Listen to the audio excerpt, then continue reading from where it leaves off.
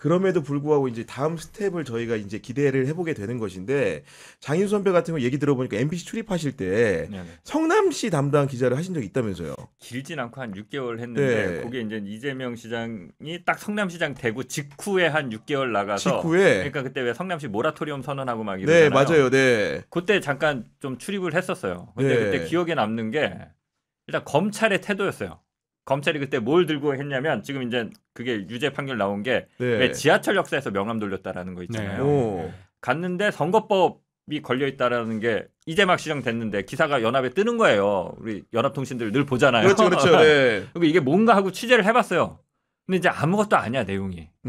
지하철 역사에서 명함 돌린 거 정도는 그 당시 시점으로는 그거 진짜 이재명만 한 것도 아니고 막 지하철 역사 탑승구에 들어가서 한 게 아니라 왜 이렇게 계단 내려갔다가 지나서 올라가면 이걸 건널목처럼 쓸 수 있잖아요. 네네. 그러니까 거기가 역사인지도 좀 불분명해. 그러니까 그런 데서 명함 나눠주고 한 거야. 그거 다 하는 거거든. 그러니까 뭘 이런 거 갖고 그래 그랬는데 특이했던 게 검찰이 그걸 아주 저 6개월 있는 동안 계속 한 달에 한 명씩 불러요.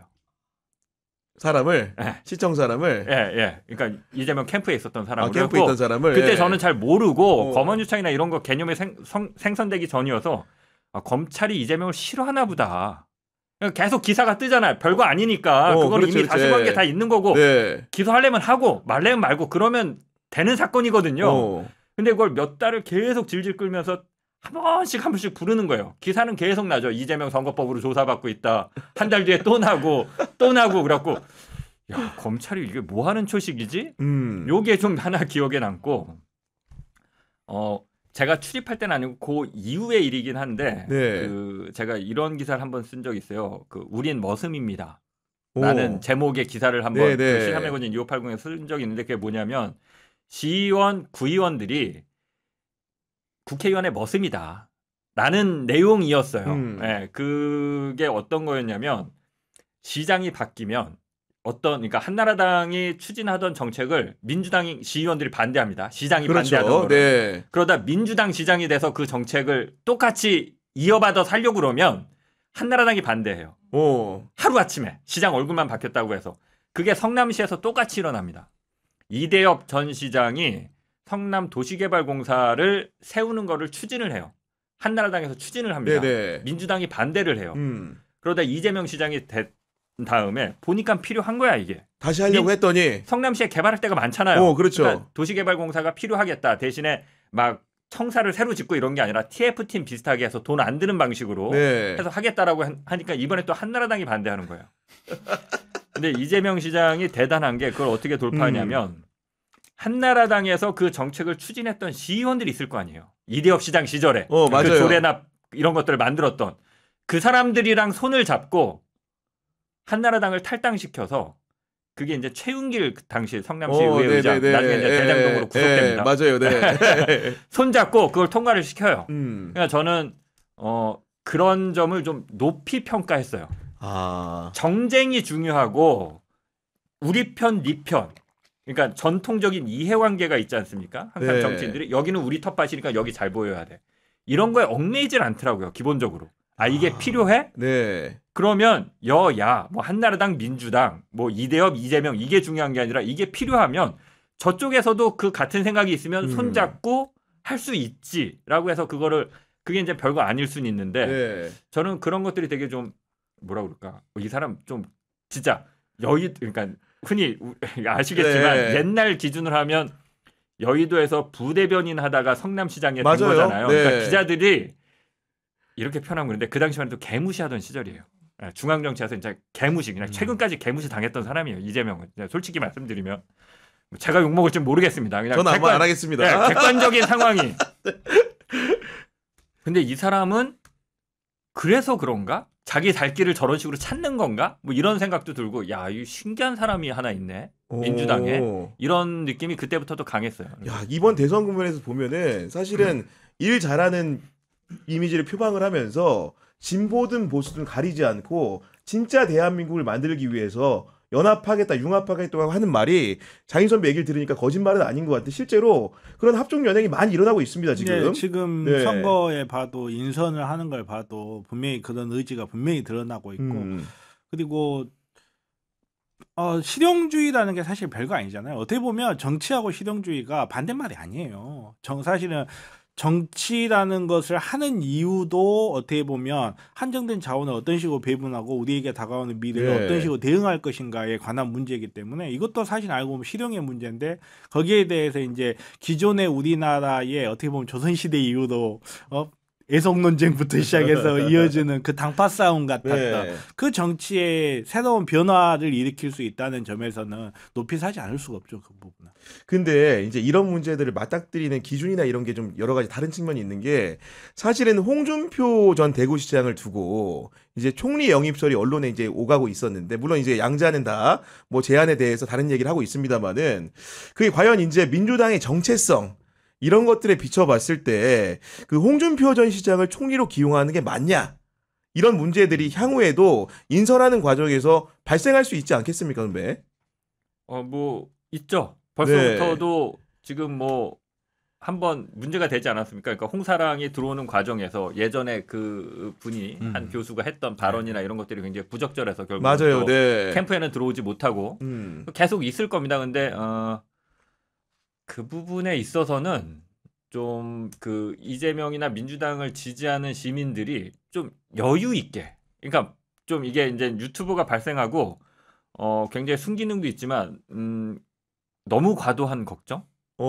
예. 그래서 벌써부터 이제 자리 나눠 먹기 니네 하려고 하는 거 아니야? 이런 걱정들을 하시는데 뭐 기자 입장에서 그때 가서 기사 쓰면 되니까 예, 그때 가서 기사 쓰면 되니까 아직까지는 좀 믿고 뭐 믿는다는 표현이 좀 그렇지만 아직까지는 기대를 갖고 좀 긍정적으로 평가하면서 기다려도 되지 않을까. 그러니까 뭐 기자로서 이렇게 얘기하면 너 이재명 빠냐 이렇게 얘기할 수도 있을 것 같은데, 그러니까 이재명은 장점과 단점이 저는 극명한 사람이라고 보는데 이재명의 장점은 그런 부분에 있어서 내가 필요한 일을 해내기 위해서 어떤 수단과 방법을 동원할지, 어떤 사람을 쓰면 되는지에 대해서는 대한민국 정치인 중에 이거를 따라갈 사람은 없다라고 봐요. 그러니까 그걸 보면서 이제 이재명을 걱정하면 우리는 늘 걱정만 하고 늘 불안하고 늘 화만 안에 이렇게 쌓고 살아야 돼요. 그러니까 그 부분에 있어서는 저는 탁월하다고 보기 때문에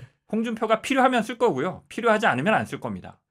저는 또 놀란 게 뭐냐면 이 국면에서 선배도 그렇지만 같은 기자니까 아는 건데 정규재나 조갑재가 어떤 사람인지 우리가 너무 잘 알고 있잖아요. 근데 이분들이 정규재 그 주필이 이재명 후보 얘기하면 상대원 그 연설하면서 눈물 훔치는 모습을 보니까 이게 제가 알고 있던 상식이 맞는가 아닌가 좀 헷갈릴 때도 있었어요, 솔직히. 저는 최근에 어떤 일이 있었냐면 제가 진행하는 유튜브에서 저희 PD가 정규재 발언이 이게 의미가 있는 것 같다라고 쓰자는 거예요. 그래갖고 나는 용납 못한다.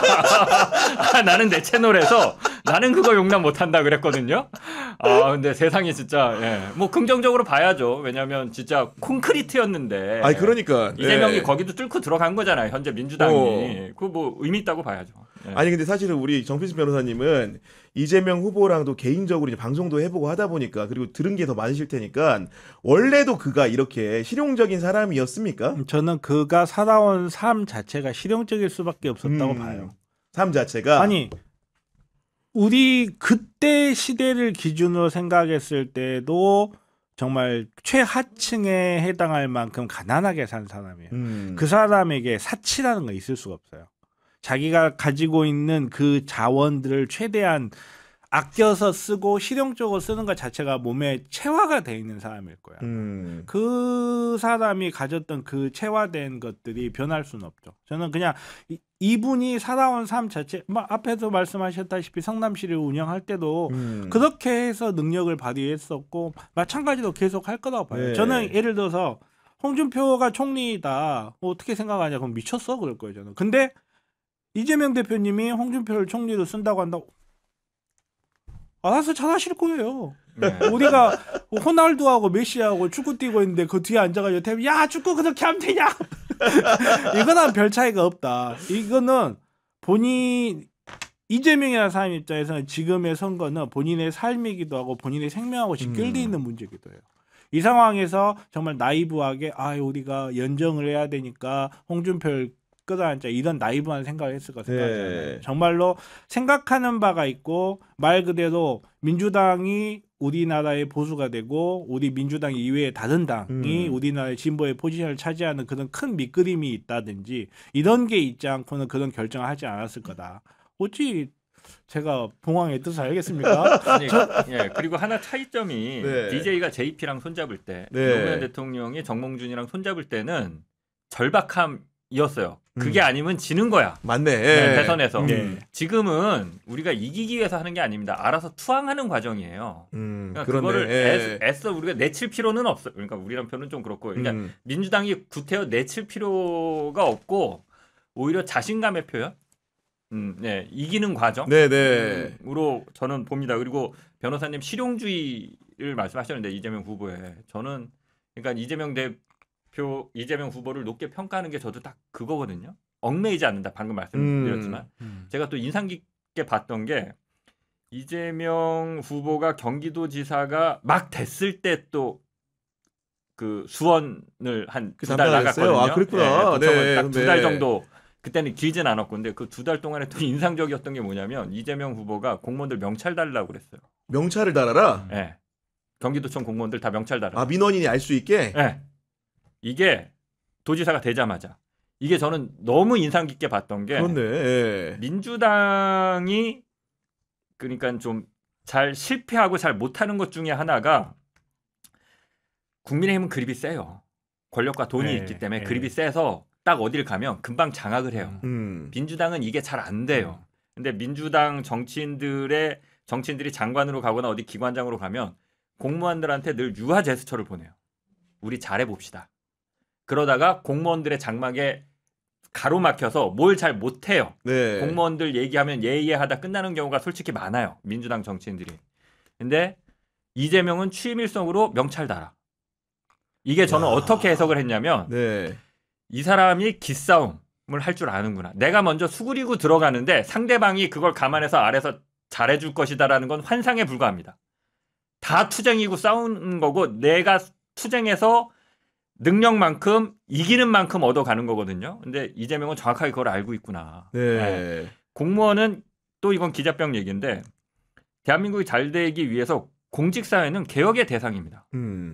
예, 저는 노무현 정부가 뭐 잘한 것도 있고 잘못한 것도 있지만 맞아요. 네. 잘못한 것 중에 하나가 공직사회 개혁을 주체가 공무원이 돼야 된다. 그러니까 너희들이 알아서 개혁을 해봐라 라고 하고 개혁 과제도 스스로 찾고 그거에 대한 방안도 공무원들 너희들이 스스로 안을 올려서 해봐라라고 했거든요.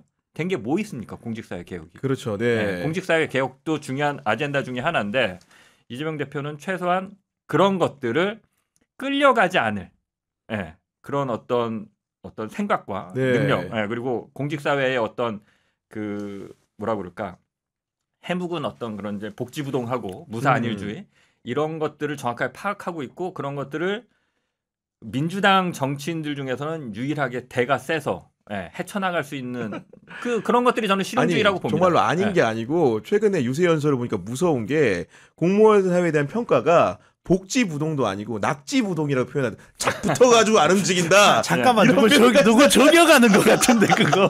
이런 표현까지 쓰던데 정말로 이재명 후보가 대통령이 된다고 한다면은 공무원 사회 개혁 크게 할 것 같습니까? 3살 버릇이 왜 여든까지 가는 줄 아세요? 왜 3살 버릇이 여든까지 갈까요? 몸에 자기가 배어 버릇인지 있어서 모르기 때문에 그래요. 모르기 때문에 예. 평생을 그렇게 살아온 사람들은 누구나 다 그렇게 하는 줄 알아요. 평생을 공무원을 살았던 사람들은 자기네들의 문제점을 결코 발견할 수 없고 평생을 법관을 살았던 사람들, 평생을 검사로 살았던 사람들 그 자기가 정해놓은 그 사고의 틀 안에서 벗어나질 못해요. 항상 뭐 조직 예를 들어서 의료계다. 의료계다 하면 뭐 개정만 하려고 하면 의료계의 현실을 모르는 소리다 막 이런 이야기 하잖아요. 현실대로만 하면 개정을 어떻게 해. 자정이란 거 환상이에요, 그냥. 자정을 시키려면 뒤지게 두드려 팬 다음에 맞습니다. 네, 그렇게 해야 되거든요. 그걸 가장 잘하는 사람이에요. 왜냐하면 저는 다시 한번 이야기하는데 이분이 살아온 궤적이 그래요. 이분이 살아온 궤적이 가장 바닥에서 가장 없이 살아왔기 때문에 자기 눈에 보이는 모든 것들이 부조리였을 거예요. 자기 눈에 보이는 모든 것들이 이상했을 거예요. 그것을 자기가 오히려 정규적인 과정으로 들어오는 과정에서 자기가 보아왔던 이상한 것들에 대한 교정 과정까지 겪어왔기 때문에 저는 공무원 개혁만큼 완벽하게 해낼 거다. 야, 그렇게 다른 거는 저는 생각하는군요. 솔직히 안 네. 받아요. 요것만 잘해도.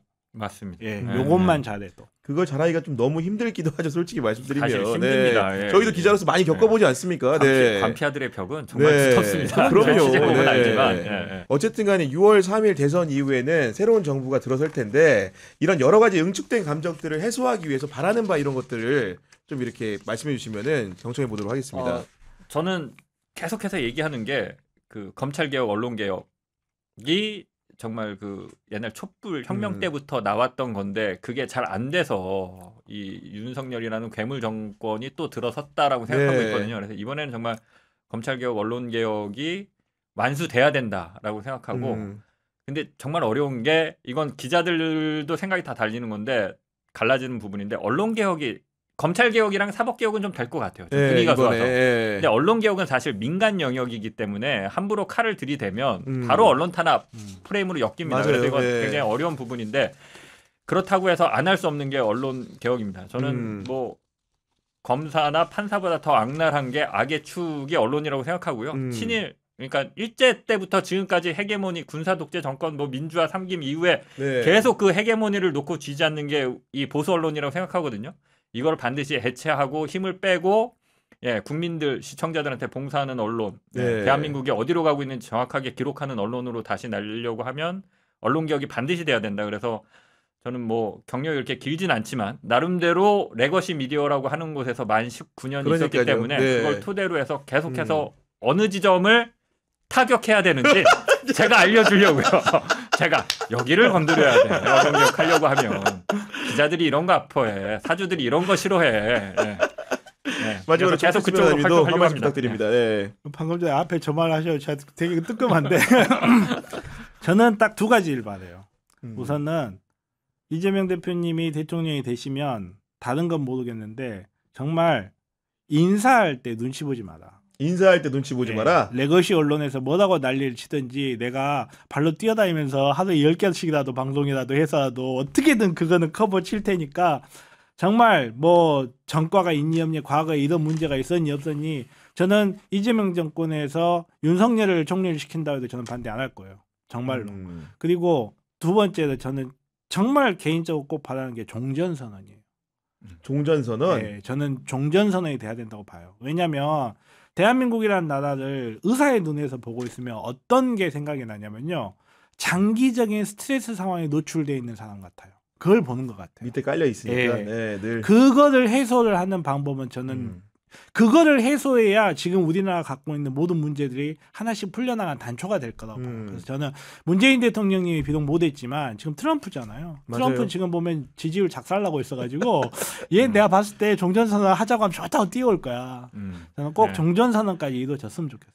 아 그리고 장희 선배님 하나만 더 여쭤보면은 그 이제 어쨌든 간에 정말로 또 새로운 정부 속에서는 윤건희 비리를 취재하기도 훨씬 더 용이해지는 환경이 올 것 같은데 최근에 요양원 취재 이후에 또 준비하고 있는 취재 혹시 있으십니까? 윤건희는 아니고요. 네. 친윤 관련해서 이거는 뭐 취재라고 하면 거창하고 네. 친윤 관련해서 재밌는 게 있더라고요. 그래서 오. 그거를 일단 약간 좀 쉬어가는 느낌으로 대선 전에 네. 예, 한번 그 아주 재밌을 것 같아요. 예. 아주 교복 재- 입고 한번 방송을 해보려고 합니다. 교복? 네, 교복 입고 그러니까 예고저희 교복 입고 방송해야 네, 되는 교복 상황인 입고. 거죠. 그러니까 네. 쉽게 얘기해서. 어떤 친윤의 이렇게 학창 시절과 관련해서 재밌는 소스가 하나 있어서 알겠습니다. 교복?